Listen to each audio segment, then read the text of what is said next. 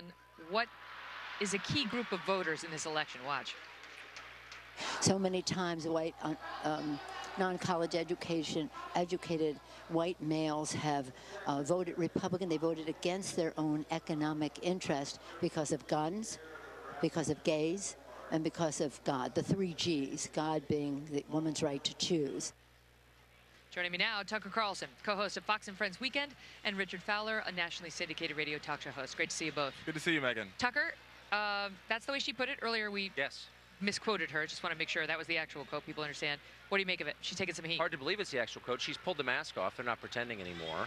I mean, they have contempt for the core of the country, for the middle class, for rural America, and they're now admitting it. The president, of course, was caught saying something very much like this during the 2008 campaign and spent a lot of time explaining how he didn't mean what he Bitter said. crackers. And Nancy Pelosi has basically told us everything we suspected, which is they don't like the core population of the country, which is why they're trying to replace it with immigrants, which is why they are constantly attacking the middle of the country as racist and retrograde and medieval. I mean, I'm glad she said that, because that's What do you make of it, Richard? Because, you know, the criticism is, what she's saying is they're too stupid to understand that they should be voting Democrat.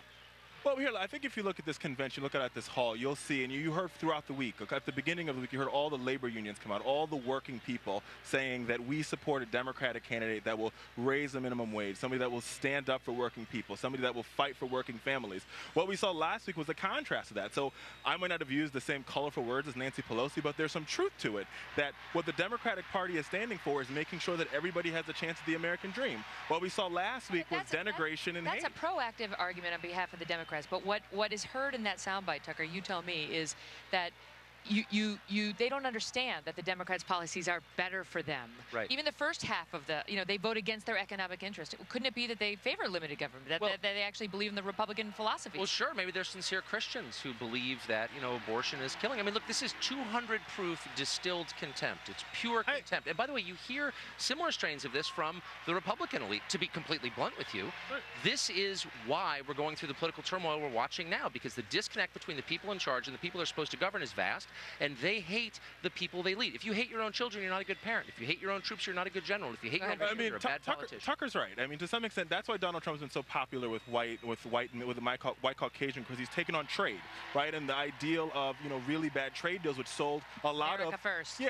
which sold a lot of blue collar jobs and white collar jobs to other countries. So Tucker is right at that point. But the Democratic Party has always been the party, minus the NAFTA, which was a bad deal, right? We've always been the party, and what you'll see Hillary Clinton say is that we're against the Trans-Pacific Partnership, and we want to bring jobs back home. She'll say that, but then she was in favor of it before. All right, great to see you both. Good to see you, Megan. Still ahead, the meltdown in Baltimore, plus remarks from President Obama.